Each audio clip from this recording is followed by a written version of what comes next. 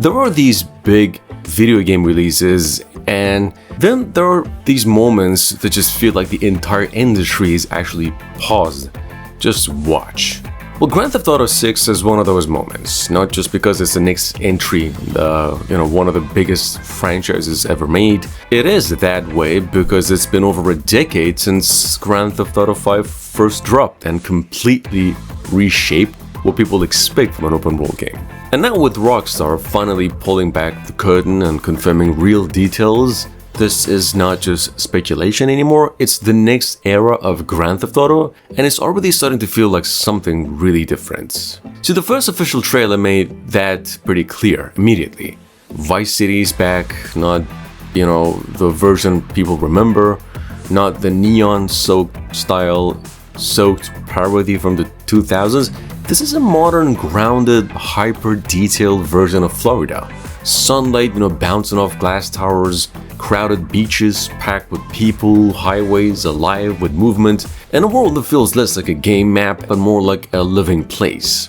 See, Rockstar calls the region Leonida, and it's not just a city, it's an entire state, but it's also built to feel diverse, unpredictable, and constantly active. But what really changed the tone with this thing wasn't just the setting, it was the characters. For the first time in the series, GTA is entering its story around a female protagonist, Lucia, which is paired with a male partner in what looks like a Bonnie and Clyde style narrative. And that dynamic alone really starts to shift the energy. This isn't just about rising through the criminal underworld anymore in the usual way. This looks like a story built on relationships, loyalty, pressure maybe. The trailer shows moments of intimacy, tension, chaos, and ambition, all that tied together by two people trying to survive and climb at the same time. And if Rockstar leans into that properly, this could be the most personal Grand Theft Auto story they've ever told. Because the series has always been known for satire and scale, but not always for emotional depth. I mean, it has, in a way, for Red Dead Redemption 2 and the other protagonists, of course, but that changed a bit with Grand Theft Auto 5. However, even then, the focus was split across three protagonists. Grand Theft Auto 4 looks more focused, more intentional, a tighter narrative that still exists inside a massive open world, but doesn't lose its center. That balance is what Rockstar's really aiming for. In fact, let's talk about the world itself, because this is where things start to get really interesting. Based on what we've been officially shown and what's been constantly reported, this isn't just a big map for the sake of it, it's a denser one. More interiors, more systems running in the background, more NPC behaviors that feel less scripted, more reactive. People don't just walk around anymore. They live routines, they react to events. They film things on their phones, post and create a kind of endgame social media ecosystem that mirrors real life in a way Grand Theft Auto has never really fully done or have been able to do before.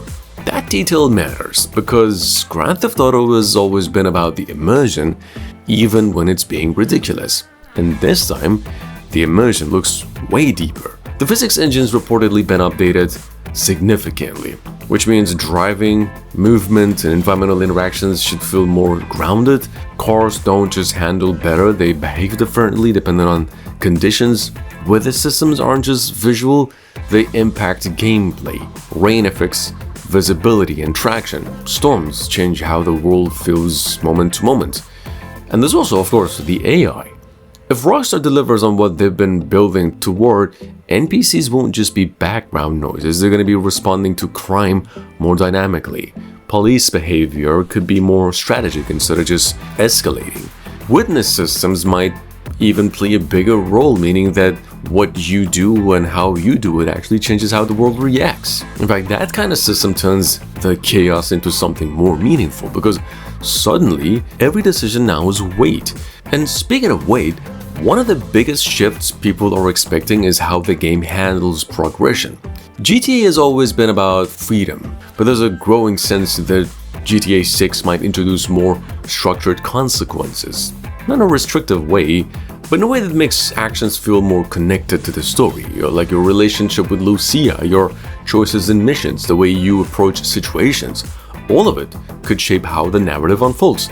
That doesn't mean branching storylines in a traditional RPG sense, but it does suggest a more reactive experience overall. And that fits the Rockstar's evolution. They've been moving toward more grounded storytelling for years now.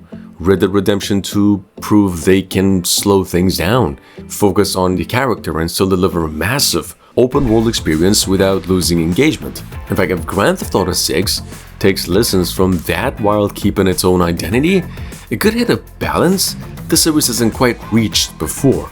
Fast when it needs to be, quiet when it matters. Rockstar has officially confirmed a 2026-7 release window, targeting PlayStation 5, Xbox Series X, and that alone tells something important, which the game is built entirely for modern hardware.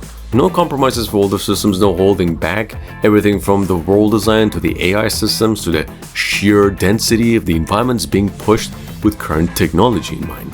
And that's exactly what Grand Theft Auto needed, because Grand Theft Auto 5 has been stretched across multiple console generations. And while it still holds up, it's also a reminder of how long it's been since we've seen a true leap forward for the series. Grand Theft Auto 6 is that leap, but with that comes expectations.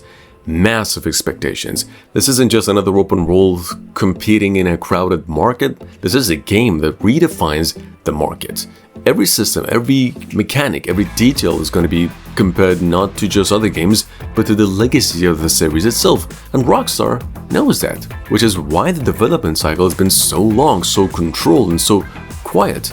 They don't rush releases, they build them. And when they finally show something, it's usually because they're pretty confident in what they have. That confidence is starting to show now. While Rockstar hasn't gone deep into details yet, it's almost guaranteed that Grand Theft Auto 6 will launch with or eventually expanded into a new version of Grand Theft Auto Online. But based on industry trends and Rockstar's own growth, it's likely going to be more integrated this time.